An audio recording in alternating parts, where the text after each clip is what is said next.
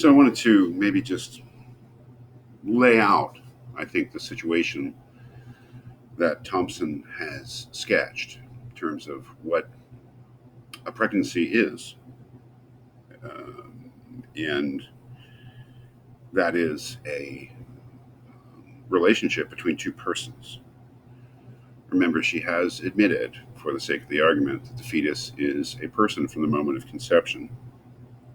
So, and this may be a mistake. That is, it may be that the relationship between a fetus and a pregnant woman, the woman who's carrying a fetus, is not a typical or even a standard or even can be described as a relationship like any other relationship between two persons. But that is the sketch that she's made. And she hasn't really given us any reason to distinguish between this relationship, the pregnancy relationship, and the relationship between a person who is laying in bed attached intravenously to another person, the unconscious violinist scenario. So, what is that relationship? Well, it's just this: the pregnant woman is a person and has the full spectrum of rights that a person has. The fetus is a person and has the full spectrum of rights. That's the situation that we are in. Of course, we're thinking about abortion, which she says, and there's every reason to think that she's right, although it's not the only way to describe abortion. But she says, abortion is the killing of the fetus. So the question then becomes, I'm sorry, what do they owe to each other? What do these two persons, what duties do they have to each other? What are the rules that they must follow in dealing with each other? What do they owe to each other? And that question is really a general question. Again, the pregnancy situation is being imagined as a situation between two persons, and the question of what they deserve, what duties they have to each other, what rights they have, and what does any person owe to any other person?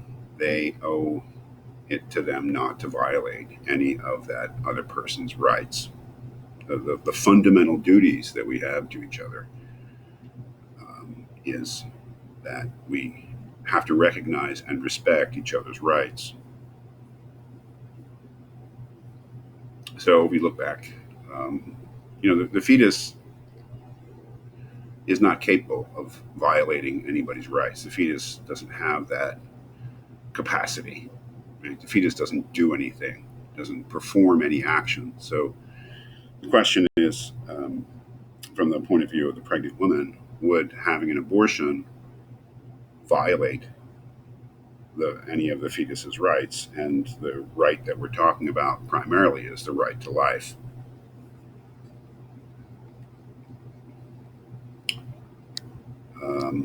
Now, what Thomson has said are two very important things in the first part. First of all, that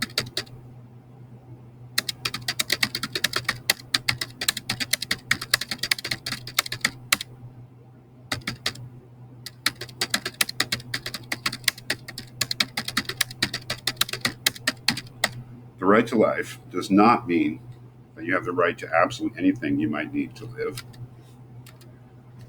And she said that the right to life is not the right to be killed, but the, I'm going to say, more limited right.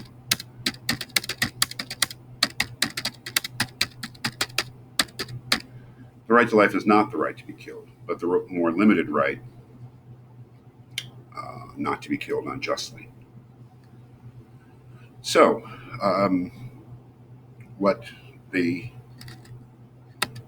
let's just say the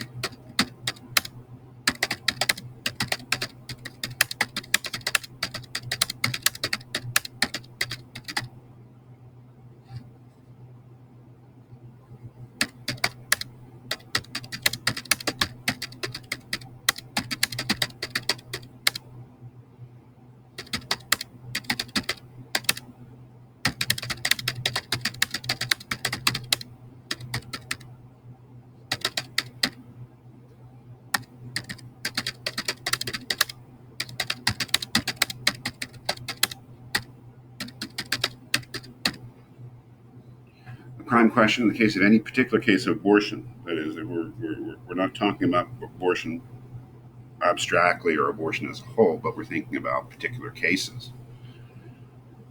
Because she has basically opened up a conversation about abortion in which it's clear to her that not all abortions are unjust. But then again, she's opened up the possibility that not all abortions are just. So it has to be, we have to ask in any particular case whether the abortion is just, and that would mean whether or not the fetus is killed unjustly, whether the rights of the fetus are being violated.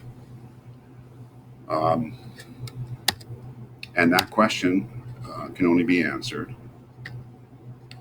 again, in any particular case, by asking another question. And that is,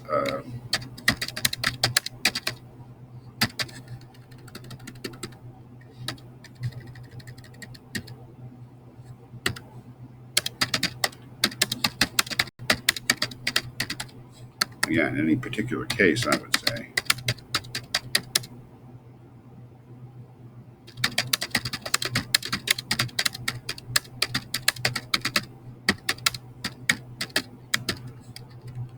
does the fetus have, in any particular case, the right to the use of the woman's body? And this is the criterion that she really offers in this essay. That is, to say whether an abortion is morally permissible, to say whether it is just, is to ask whether, in any particular case, the fetus has the right to the use of the woman's body. If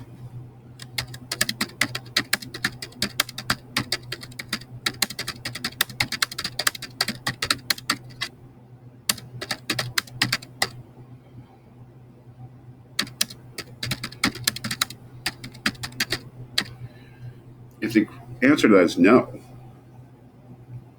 then the abortion, which is the denial of that use of the woman's body, cannot be unjust. Why? Because it is not a violation of any right. And that's something to keep in mind. That is, if we ask whether something is just or unjust, what we're really asking is whether anyone's right has been violated.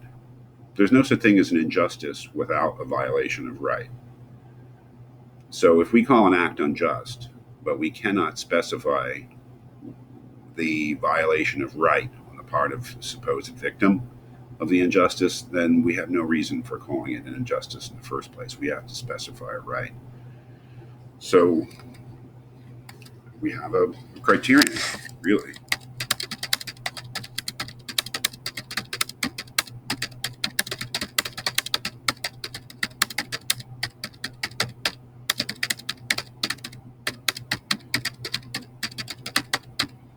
If the fetus has a right of the use of the woman's body, then the abortion is unjust, because it would be a violation of the fetus's right and therefore morally impermissible.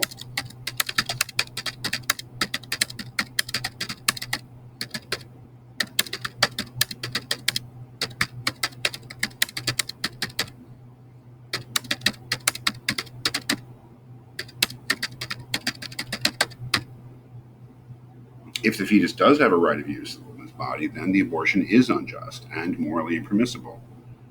If the fetus has no such right, then the abortion is just and morally permissible. I think that's where she leaves us. And the natural question would be,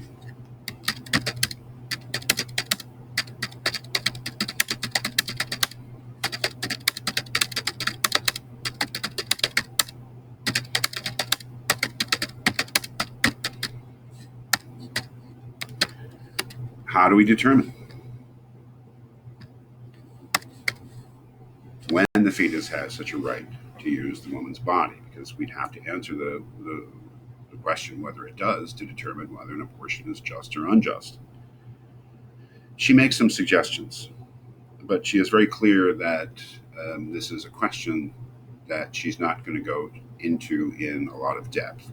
And that is perfectly okay. I mean, She is writing an essay on the moral permissibility, the moral defensibility of abortion. She does not have to go into solve every problem that might emerge in asking about that. However, it is an important gap. It is an important. It's something that's missing here that really we would like to have. And she bails, and philosophers do that all the time. They raise questions, they try to resolve questions, and sometimes they raise questions, but they do not resolve them. And I would call that bailing. And yeah, it's okay. It's something that all writers do sometimes. And she doesn't really have an answer. I think she suggests some things, um, which I'll go into in the next video. But she leaves us, again, she makes some suggestions, but she leaves us pretty much to determine that question ourselves.